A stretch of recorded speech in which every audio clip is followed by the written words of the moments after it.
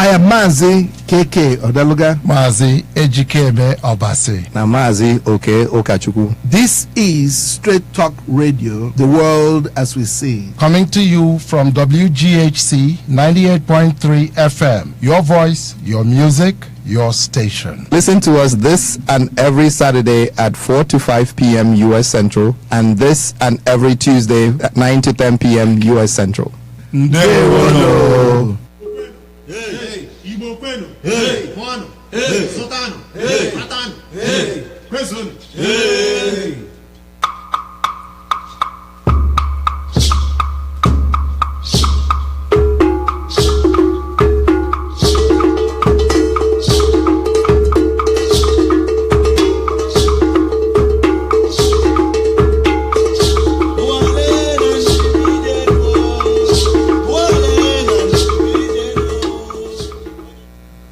Welcome to Straight Talk Radio at WGHC 98.3 FM, your music, your voice, your station.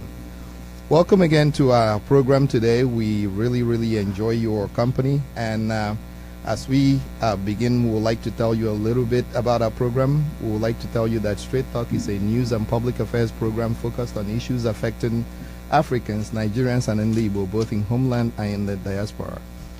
In the traditions of our fathers, we will be truthful, honest, and frank in reporting every news, telling every story, and discussing every issue. And to avoid the problem of a single story, our panelists will examine and discuss various topics and issues from diverse perspectives to find the path forward or a better way to live. In the spirit of Ibezimako, we seek to inform and be informed by our audiences. We hope to inspire a paradigm shift in the way our audiences think, live, work, and play. So welcome to the program. I am Mazi Oke Okachukwu, and my co-hosts are Mazi Kanayo Kenenda Odeluga and Mazi Ejikeme Obasi. Ndewonu. Ndewo. And as we start today, we welcome you to another program. Topic continues on from where we stopped last week. We continue to discuss Nigeria 48 years after the end of conflict, and we were looking at the Aburi Accord, and we will continue on that same line. But before we start, we would like to talk back to some of our audience, and we encourage you to participate. Go to our live feed on Facebook. You could also use your WJHC 98.3 FM app on iOS, on Apple, or you could go to the Android store and pick up the TuneIn radio app and use it to connect. So welcome to another program. And I will start with some of our Facebook feed from the last time. I would like to give a shout out to Emeka Obajaka, who had a lot of comments, but mostly talked about Gowon and said that Gowon committed genocide against the Biafran people. But the one I would like to pay more attention to is where he was suggesting that of all our discussions, that the solution is referendum. A lot of people had the same response. So, Mazi Obasi, any thoughts on referendum? Yes, sir. I think it's important that people understand exactly what they seek when you ask for a referendum. You're not going to have a referendum that will involve just Igbo and then decide based on that what happens to the whole of Nigeria. A referendum is going to be held across the nation, and depending on how it is set up, the bottom line is the majority will carry the vote. You push for a referendum and you get a referendum, and in that referendum your plans to exit are shut down. Well, you have just committed harakiri or suicide. So be careful what you ask for. There is a role for referendum, but you need to be very careful how you think it, because I see the way a lot of people talk about referendum as a be-all, end-all, and I'm just cautioning that no, it's very important what you just said. And I think, to add to what you've said, the questions for the referendum have not even been defined. Yep. Let's look at some of the referendum that have gone on in Nigeria. Okay. The Southern Cameroon, they asked for a referendum because they wanted to leave Eastern Nigeria to join their brethren in the French Yes. Cameroon. Yes. So the British helped them, and there was so much anti-Igbo sentiment involved in that whole campaign to leave Eastern region. So 61, they were granted their referendum, and they went to be with the To French. join the rest of Cameroon. Today, the same Southern Cameroon is agitating To come back to Nigeria. to leave Southern Cameroon, to leave the rest of the French Cameroon, to find either their own nation or to be part of Nigeria. The point is, before you talk about referendum, you have to first have a conversation. The Nigerian situation is so complex for the simplicity of a referendum. That's right. Okay, so I'll go to the next question. This is from Victor Esedebe. His question was, what about the 5 majors in the 1966 coup who killed mainly prominent northern leaders? Before we answer, I will say that, Victor, you probably want to go back and listen to some of our shows before the one you listened to last week, because we actually went through what happened for the 1966 coup that led to the 1967 one, and I think it will make your question clearer, but if somebody could help him, that would be great. I think simply say, it is the position of most of our panelists that this was a military affair. Some group of young men who are members of the military decided to overthrow a civilian elected government, and they truncated the democracy. Now, there was no conspiracy on part of the people to actually go against the government. It was some elements of the military. And so the 5 majors that did the coup, it's up to the military to decide. And they didn't. Right. They decided, actually, they made a decision the way they handled those members of the military. So it was not an uprising or some kind of grand plan by any section of the Nigerian ethnic communities. And to add to that, to say that the way you pose the question presupposes that the coup plotters had planned to eliminate the leadership in western and northern Nigeria. Only. To which I say, go back and look at, read about this again. 2 things. First of all, it was clear that the coup plotters' original intent was to eliminate the leadership in all the regions of Nigeria, eastern, western, northern, and midwestern. That it failed in eastern Nigeria was a failure of the people given the task of executing in eastern Nigeria, which they failed at. And I also pointed out at an earlier program that if you look at the major players to stop the coup, the major players that actually halted the coup were mostly Eastern officers. Yep. And finally, we have said also on this program that in retrospect, hindsight being 2020, for ndị Igbo, because I see from your name, Niwo Nwafu Igbo, it may have been better for us if Zik and Okpara had also gone in that coup. Yes, it was a very painful thing to say, but if it would have saved the lives of millions of Igbo and Biafran children, maybe it would have been worthwhile. The flip side of it is, of course, that presupposes that Nigeria, without that coup, would have still continued to exist as a country. which is, of course, something none of us know. Yes. Yes. And one thing I'll add to it is actually this weekend I spent some time watching some YouTube videos, and there is actually a video interview of Kaduna Nzogu. Okay. Talking about the coup and what he did and how he did, and actually even to the details of how they killed who they killed. So watch it and get to hear from the horse's mouth himself and not take our words for it.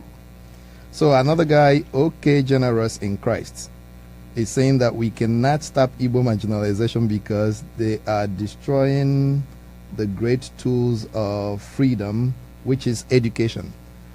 So I'm not sure who they are, but I'm guessing that they are referring to the Nigerian government. And I'm wondering how that mixes with Igbo marginalization if education is being destroyed. You see, Igbo marginalization.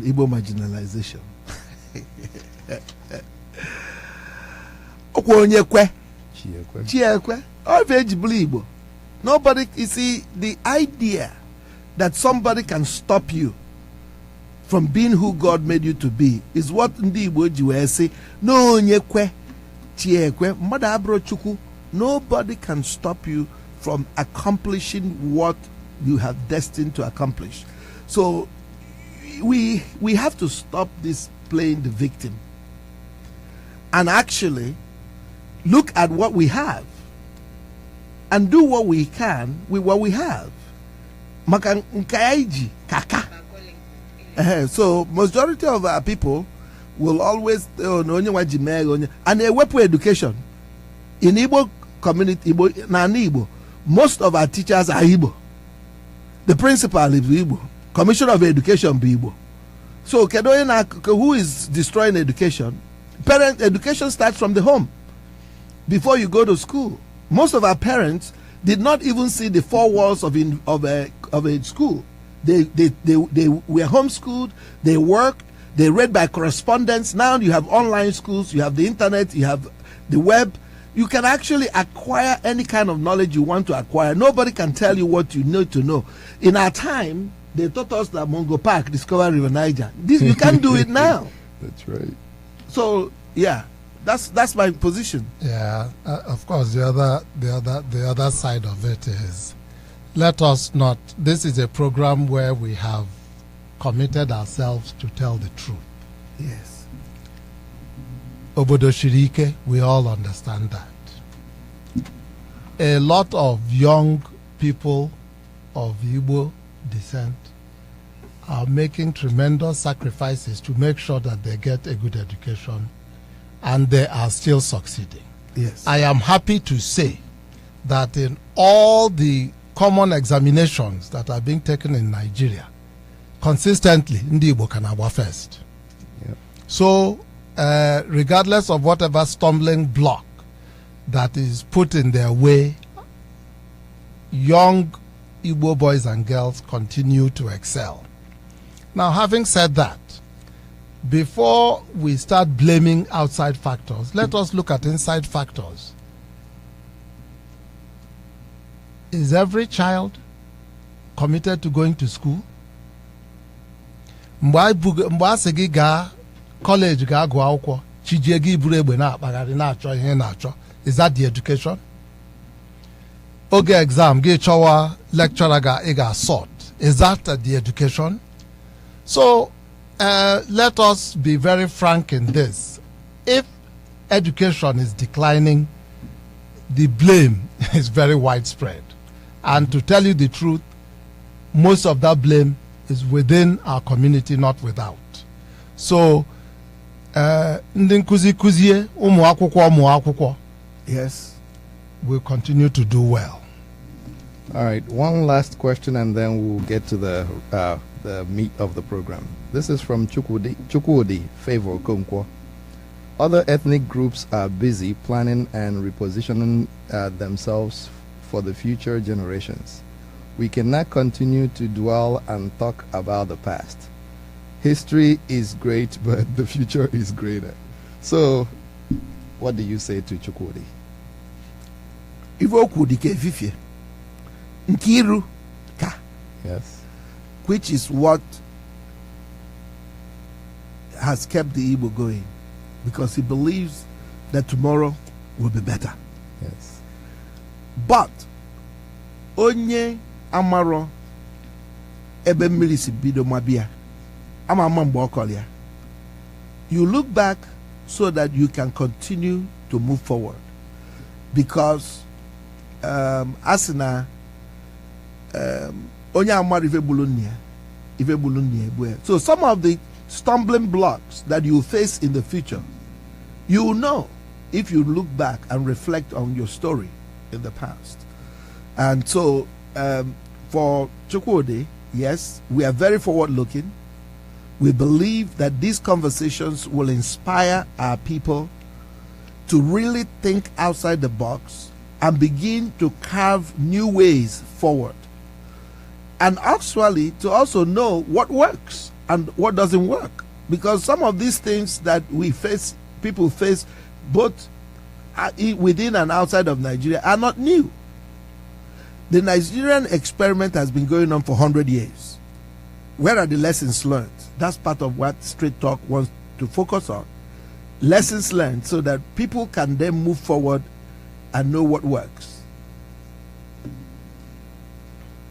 Go ahead.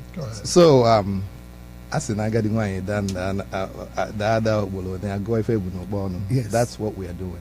Yes. Or if Ebu no back and gone. Yes. Because if we don't, then I can add another nebini.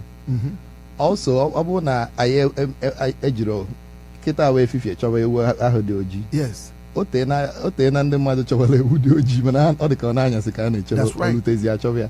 Or ikwuwe maka future without securing today, or actually figuring out how you got to today. Where is the future?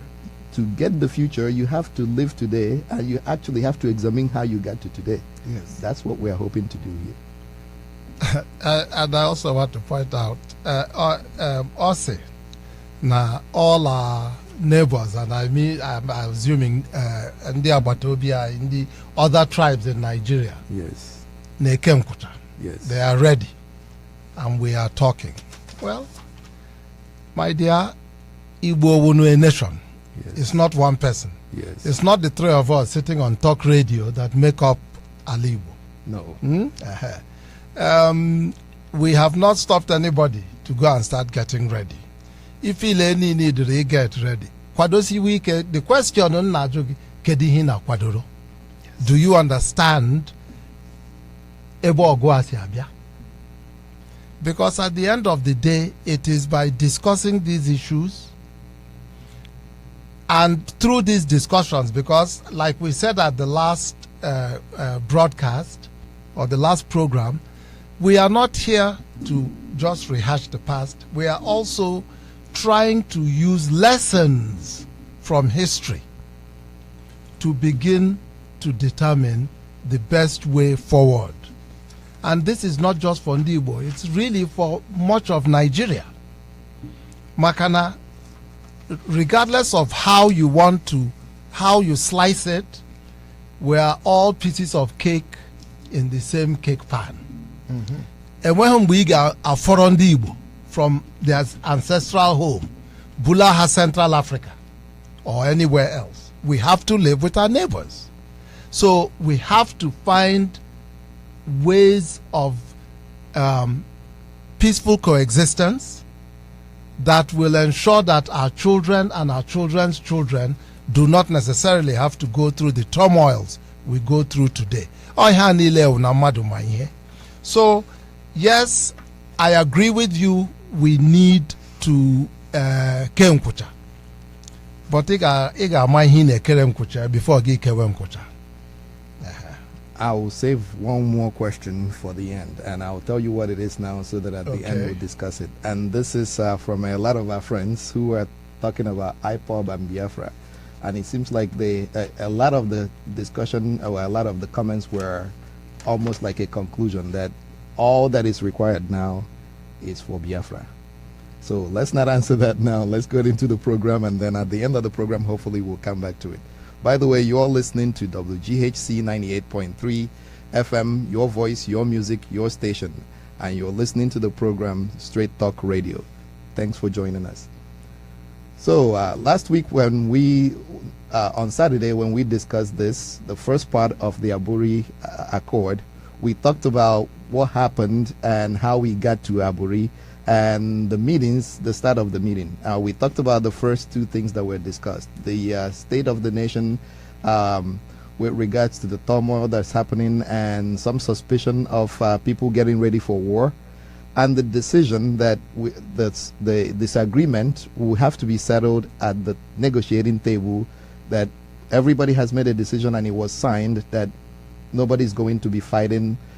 It's an African solution to an African problem. It's a brotherly conversation. No need to fight, no need for weapons. The military officers are better equipped because they have no political inclination, so to speak. They are much more disciplined to get this worked out. And then we were starting to get to the second question, and then time ran away from us. The second decision or the second discussion was with regards to how the armed forces was going to be managed, including how the states were going to be run. Mazi Odeluga. Yes, and the interesting thing is the backdrop to Yes. this conversation is the fact that prior to January 15, 1966, Nigeria was running a parliamentary system, a federation, a federal republic of Nigeria by 1963. And so each region was somewhat semi-autonomous, moving at its own space, developing at its own with its own energy, and there was a fairly good competition among the regions for development and to outpace the other in good things. Yes. And so when the military arrived, the Supreme Military Council, as at that time, decided to centralize the command, because remember, you're dealing with military people. Yes. So they couldn't figure out that you have Ibadan, you had Enugu, you had Kaduna, separate, or Benin. You have different people in different places, and there was all operating on their own. So they tried to unify, like a central unification command, and that was the Decree 34. So at this meeting, it became necessary for them to kind of like iron out how best to function and how to work with one another. And so what was the decisions that they reached? One, the army was to be governed by the Supreme Military Council under a chairman. So instead of being a supreme commander, they said, okay, it will be called a commander-in-chief. And then they were going to have headquarters. The matters of policy, including appointments and promotion to top executive posts in the armed forces and the police, will have to be dealt with by the Supreme Military Council. Now, and so the military governors will have control over area commands for internal security, and then they also created a Lagos garrison. Now, why was it important to have a Lagos garrison? it is because hitherto Lagos have always not been considered part of the Western region. Right. The previous conversation, they were talking about buying arms and then having the arms go all the way to the north. So that, because supposedly there were no storage facilities within in Lagos. Yes. So Lagos garrison was supposed to be to defend Lagos as the federal capital territory. Okay, so and then they also decided that the present situation, that nobody should be. He said the view was held that the general recruitment throughout the country in the present situation could cause great imbalance in the distribution of soldiers. So after a lengthy conversation, the council agreed to set up a military committee on which each region will be represented to prepare the statistics which will show who is where, the present strength, and because there was some effort to recruit a certain section of from the country into the army. Yes. And of course, this was one of those things that the Sadwana before he died was pushing for mass recruitment of soldiers into the rank and file, from the north.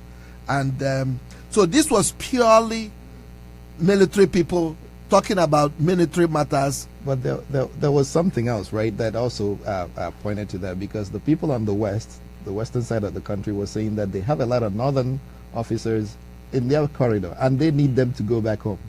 Yes. So this was also an important issue. Yes. Because after the coup, The counter coup. the counter coup of 29, there was so much distrust within because again, the second coup killed a lot of Eastern officers, and so there were a lot of distrust, and so the decision was made by the Supreme Military Council then that all army officers, everybody should go back to their regions. So Igbo soldiers came back to Eastern region. All those from the Eastern region came back to the Eastern region, and so but the Western region, which even prior to the coup of January had some military presence because of the crisis that was precipitated by the 1963 election uprising. That's right. So that had kept the army there to keep peace. You know, so you had a lot of northern officers. So the West was complaining bitterly that they need the soldiers from other parts of Nigeria that are resident in Yoruba town, Yoruba land to leave, and it was agreed at this meeting that yes, they will start moving them back to where they came from. Now that has significance for present day Nigeria. Yes, because if you look at some of the situations that have come up in terms of the murderous activities of the so-called Fulani headsmen. Yes. When it happened at Enugu, the governor said, I called the commandant at 82 Div. Yes. Remember, the governor Yes, is the chief security officer of the state. Yes. So and he can command the security apparatus. Prior to the killings, yes, they had met as part of the security apparatus, and the governor was there, the police commissioner was there, the area commander for 82 Div was there.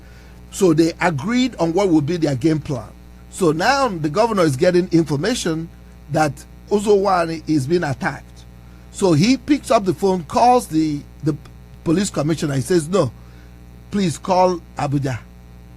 Then the governor, chief security officer, called 82 Div. 82 Div said, I'm waiting for instructions from above. Abuja. Now, who is the police commissioner in Enugu? He's not from Enugu State. Yep. Who is the police the military commander at 82 Div? He's not from the East. So I see even a bigger problem. Even if he is, right? Because of military discipline, he may still be waiting for instructions from Abuja. What that tells me is the chief security officer of the area should be able to have command of the people that are supposed to be working for the place that he actually is securing. Yeah, you see, well, if you really want to look at it in a broader perspective, it is a very big problem with not leadership, governance. Yes. In much of Nigeria. And let us localize this to Alibo. Yes. We can talk about the military and the police command vis-a-vis what happened in Enugu State with the headsmen. Yes. But let me give another example. There are many Igbo states where a commissioner has no power. A commissioner cannot decide on a budget of more than 20 naira. Everything flows through the governor's office. So even in civilian life, we have centralized So what is his power. commission? That's the point.